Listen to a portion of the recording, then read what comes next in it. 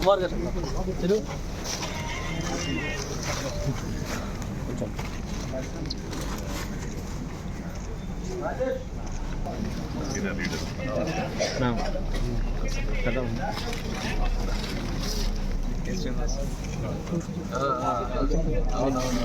बोलो इधर इधर इधर इधर ओके ओके ओके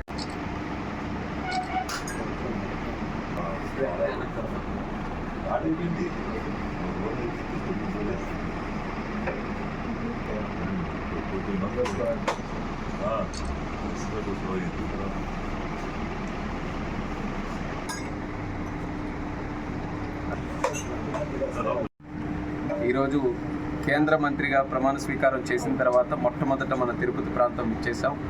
తిరుపతిలో ఢిల్లీ నుంచి నేరుగా ఒక కొత్త విమాన సర్వీస్ని స్టార్ట్ చేసుకుంటూ ఈరోజు దాన్ని ఇనాగ్రేట్ చేసుకుంటూ, అలాగే స్థానికంగా ఎమ్మెల్యే గారు, మాకు సోదరులు, మా కుటుంబ సభ్యులు బొజ్జల సుధీర్ అన్న గారి ఇంటికి ఈరోజు ప్రత్యేకంగా రావడం జరుగుతుంది. ఎంతో కాలం నుంచి ఆయన కూడా ఆహ్వానించారు, కానీ మేము కూడా ఆయన గెలిచిన తర్వాత రావాలనే ఆలోచనతో ఈరోజు బ్రహ్మాండమైన మెజారిటీతో గెలిచిన తర్వాత ఆనందంగా ఈరోజు ఇక్కడ కూడా విచ్చేసి కార్యక్రమంలో పాల్గొంటున్నాం. మరి ముఖ్యంగా బొజ్జల గోపాలకృష్ణారెడ్డి గారి గురించి చెప్పాలంటే, నాన్నగారు స్వర్గీయ కింజరాపు ఎర్రనాయుడు గారితో ఎంతో సన్నిహిత సంబంధం ఉన్నటువంటి వ్యక్తి. తెలుగుదేశం పార్టీలో కానీ రాష్ట్ర రాజకీయాల్లో కానీ ఒక సీనియర్ వ్యక్తిగా ఇరు రాష్ట్రాల్లో, అటు తెలంగాణ నాయకులు తీసుకున్నా, ఆంధ్రప్రదేశ్ రాష్ట్ర నాయకులు తీసుకున్నా చాలా గొప్పగా చెప్పుకునే వ్యక్తి మన గోపాలకృష్ణారెడ్డి గారు. ఆయన లేని లోటు ఈరోజు స్పష్టంగా తెలిసినప్పటికీ ఆయనకి కూడా ఒక ఆలోచన ఉండేది, యువతరం కూడా ముందుకు రావాలని. ఆ రోజు చాలా పెద్ద ఎత్తున సుధీర్ అన్న కూడా ఎంకరేజ్ చేయడం జరిగింది. మరి 2019లో కాస్త నిరాశపడినా సరే సుధీర్ అన్న కూడా ఇదే కాన్స్టిట్యున్సీలో ఉంటూ నాన్నగారి తాలూకు ఆశయాలు కొనసాగించాలని చాలా కష్టపడి పనిచేసి మొన్న వచ్చినటువంటి ఎన్నికల్లో ఎవరు ఊహించినటువంటి విధంగా భారీ మెజారిటీతో గెలవడం, నేను నా ఎలక్షన్ ఎంత ఆసక్తిగా నేను చూశానో అంత ఆసక్తిగా శ్రీకాళహస్తి కూడా నేను ఫాలో అయ్యాను. ఎందుకనంటే నాకు కూడా ఒక కోరిక ఉండేది, బొజ్జల గోపాలకృష్ణారెడ్డి గారి తాలూకా వారసుడుగా సుధీర్ అన్న అసెంబ్లీకి వెళ్ళాలి, ఈ ప్రాంతానికి ఆయన మేలు చేయగలడు అనే ఆలోచనతో చాలా ఆసక్తిగా చూశాను. అందరి తాలూకా ఆలోచనలకి ఊహకందని విధంగా ఆయన కూడా చాలా కష్టపడి గత 2 సంవత్సరాలుగా ఈ ప్రాంతంలోనే ఉంటూ ప్రజలతో మమేకమై ఏ రకంగానైతే ఈరోజు మంచి ఆదరణ అభిమానం సంపాదించుకొని గెలిచాడో, ఆ ఆదరణ అభిమానం, ఆ నమ్మకాన్ని నిలబెట్టడానికి 5 సంవత్సరాలు కూడా కృషి చేస్తాడనడానికి ఆ కమిట్మెంట్ కేవలం ఆయన ఒక్కడే కాదు, ఆయనతో పాటు నేను కూడా ఈ ప్రాంతానికి కట్టుబడి ఉంటాననేది ఒక హామీ నేను కూడా ఇస్తున్నాను. ఈ ప్రాంతం చాలా ఎంతో పొటెన్షియల్ ఉన్నటువంటిది. ముఖ్యంగా శ్రీకాళహస్తి చూసుకుంటే మేము కూడా ఇందాటి నుంచి మాట్లాడుతున్నాం, మన ఆంధ్రప్రదేశ్ రాష్ట్రంలో ఉన్న 175 నియోజకవర్గాల్లో ఇండస్ట్రీస్ పరంగా కానీ, ఐటీ పరంగా కానీ, లేకపోతే రియల్ ఎస్టేట్ పరంగా ఇలాంటి ఏదైతే గ్రోత్ సెక్టర్స్ ఉన్నాయో వీటన్నిటిని కూడా చూసుకుంటే బ్రహ్మాండమైన అవకాశాలు మన శ్రీకాళహస్తిలో ఉన్నాయి. దానికి మూలం ఏంటంటే మనకి ఎయిర్పోర్ట్ కూడా మన కాన్స్టిట్యున్సీలోనే ఉంది. సో ఎయిర్పోర్ట్ నా తాలూకా పరిధిలో వచ్చేది కాబట్టి ఎయిర్పోర్ట్ని పూర్తి స్థాయిలో డెవలప్ చేయాలి. అటు తిరుపతి కానీ, లేకపోతే రూరల్ కానీ, ఇటు శ్రీకాళహస్తి కానీ అందరికీ కూడా ఆమోదయోగ్యంగా ఉండే విధంగా తిరుపతి ఎయిర్పోర్ట్ని మనం డెవలప్ చేయాలని కంకణం కట్టుకొని మేము పనిచేస్తున్నాం. అందులోనే మొట్టమొదటిగా మరి ఢిల్లీకి కూడా సుధీర్ అన్న గెలిచిన తర్వాత ఇచ్చేసిన తర్వాత ఆయన మాటల్లోనే చెప్పడం జరిగింది, చాలామంది మా ప్రాంతం నుంచి ఉన్న ప్రజలు ఢిల్లీకి వెళ్ళడానికి అనేక రకాలుగా ఇబ్బంది పడుతున్నారు, సో డైరెక్ట్ సర్వీస్ ఇవ్వాలని ఆయన మొట్టమొదటి నాకు లేఖ రూపంలో కూడా ఇచ్చాడు. సో ఆ రోజు నుంచి పట్టుకున్న ఎలాగైనా ఇది సాధించాలి అని. అది సాధించిన తర్వాత ఫస్ట్ ఇనాగ్రల్ ఫ్లైట్లో నేను కూడా రావడం జరిగింది. చాలా ఆనందంగా ఉంది. భవిష్యత్తులో కూడా కొన్ని ఇంకా ఎయిర్పోర్ట్కి సంబంధించి స్థానికంగా ఎమ్మెల్యే గారితో పాటు కొంతమంది ఇక్కడ స్థానికంగా ఉన్నటువంటి నాయకులు కూడా కొన్ని సూచనలు, సలహాలు ఇవ్వడం జరిగింది. దానికి అనుగుణంగా కనెక్టివిటీ పెంచడానికి ఏ రకంగా ఈరోజు ఢిల్లీకి కనెక్ట్ చేసామో, ముంబైకి కానీ, లేకపోతే మనకి కోయంబత్తూర్, షిరిడి, కలకత్తా ఇలా కొన్ని ప్రధానమైన పట్టణాలు ఉన్నాయి, దానికి కూడా కనెక్ట్ చేయాలి. దాంతోపాటు అంతర్జాతీయ కనెక్టివిటీ కూడా ఇవ్వాలి. ఇంటర్నేషనల్ కనెక్టివిటీ ముఖ్యంగా గల్ఫ్ ఏరియాస్కి మనం కానీ కనెక్ట్ చేయగలిగితే, చాలామంది యువకులు ఇక్కడ నుంచి పనిచేస్తున్నారు ఆ ప్రాంతాల్లో, వాళ్ళు కూడా అనేక ఇబ్బందులు పడుతూ డిఫరెంట్ ఎయిర్పోర్ట్స్కి వెళ్ళి మళ్ళీ అక్కడ నుంచి కనెక్షన్స్ తీసుకొని ఉన్నారు. కాబట్టి నేరుగా కనెక్టివిటీ ఇవ్వాలనేది ముఖ్యమంత్రి చంద్రబాబు నాయుడు గారు కూడా మాకు చెప్పడం జరిగింది. దానికి అనుగుణంగా కృషి చేస్తాం.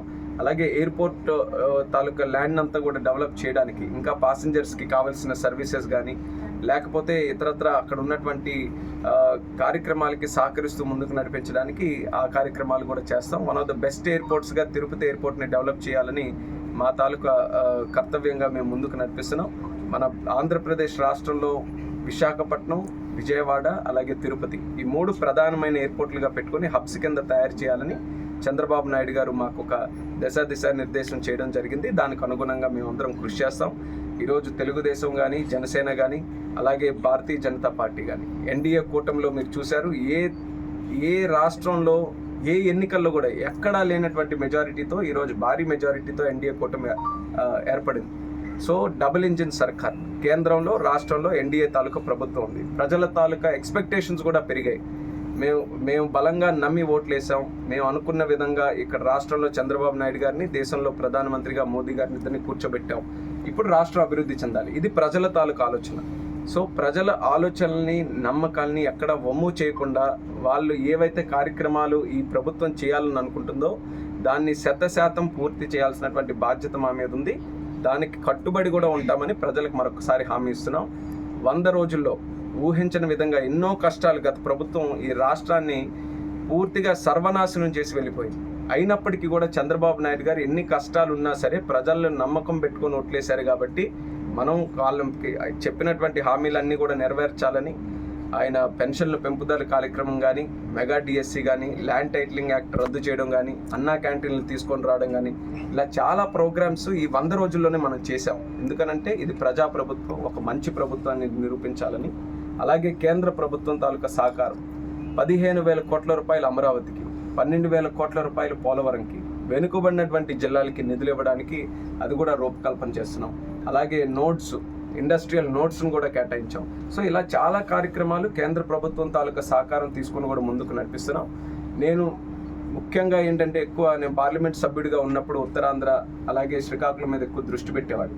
కానీ ఈరోజు కేంద్ర మంత్రిగా ఉన్నాం, రాష్ట్రానికి కూడా రిప్రజెంటేషన్గా కేంద్రంలో ఉన్నాం కాబట్టి ఖచ్చితంగా రాష్ట్రం మొత్తం మీద ఇటు కాళహస్తి కానివ్వండి, అనంతపూర్ కానివ్వండి, మా శ్రీకాకుళం కానివ్వండి, అన్ని ఏరియాస్ను కూడా డెవలప్ చేయడానికి కేంద్రం తరఫున ఇక్కడ ఒక వారధిలాగా నేను పనిచేస్తానని హామీ ఇస్తున్నాను. మరి ఈరోజు ఇక్కడికి రావడం, శ్రీకాళహస్తి రావడం, కార్యకర్తలందరూ కూడా చాలా ఆనందంగా రిసీవ్ చేసుకొని వాళ్ళు కూడా వాళ్ళ అనుభవాలు, వాళ్ళ తాలూకా నాన్నగారితో ఉన్నటువంటి పరిచయాలు, గోపాలకృష్ణారెడ్డి గారితో ఉన్నటువంటి అనుభవాలు అవన్నీ కూడా పంచుకోవడం అనేది యువతరంగా మాకు చాలా స్ఫూర్తినిచ్చే విధంగా ఉంది. మరి వాళ్ళందరినీ కూడా కలిపి కట్టుకొని కార్యకర్తలు ముఖ్యంగా ఒక మంచి స్థానంలో చూడాలనేది ఈరోజు మా నాయకులుగా మా కోరిక. మా కోసం ఎంతో కష్టపడ్డారు, ప్రాణాలకు కూడా కావాలంటే త్యాగం చేసే పద్ధతిలో ఆ రోజు పోరాటం చేశారు. మరి అలాంటి కార్యకర్తలు కూడా ఉన్నతమైనటువంటి స్థానంలో చూడడానికి నాయకులుగా మేము కృషి చేస్తాం, వాళ్ళకి ఆదుకుంటాం, వాళ్ళకి ముందుకు నడిపిస్తామని తెలియజేసుకుంటాం. ముఖ్యంగా రైల్వేస్కి సంబంధించి కానీ, ఎయిర్పోర్ట్ గురించి నేను ఆల్రెడీ చెప్పాను. దానితో పాటు కేంద్రంలో అనేకమైనటువంటి పథకాలు ఉన్నాయి. మీరు గ్రామీణ రూరల్ డెవలప్మెంట్ తీసుకున్నా, అలాగే మన మున్సిపాలిటీకి అర్బన్ డెవలప్మెంట్ చూసుకున్నా చాలా రకాలైనటువంటి స్కీమ్స్ ఉన్నాయి. మొన్న రీసెంట్గా ఢిల్లీ కూడా సుధీరాన్ని వచ్చినప్పుడు ఈ అర్బన్ దీంట్లో జల్ జీవన్ మిషన్ కానీ, లేకపోతే వాటర్ స్కీమ్స్, ఇలాంటి road development schemes, Nitin Gadkari గారు కూడా మొన్న ప్రీవియస్గా వచ్చినప్పుడు ప్రత్యేకంగా కాళహస్తి నుంచి కనెక్టివిటీ గురించి కూడా అప్పుడు చెప్పడం జరిగింది. సో చాలా నిధులు కేంద్రం నుంచి తీసుకువచ్చే అవకాశం ఉంది. సో రాష్ట్ర పరంగా, ఇక్కడ కాన్స్టిట్యున్సీ పరంగా, ఇక్కడ ఏవైతే కొన్ని ప్రాజెక్టులు కేంద్రానికి సంబంధించినవి ఏవైతే తయారు చేస్తారో అవి తీసుకొని రావడానికి నా వంతుగా కృషి చేస్తాను.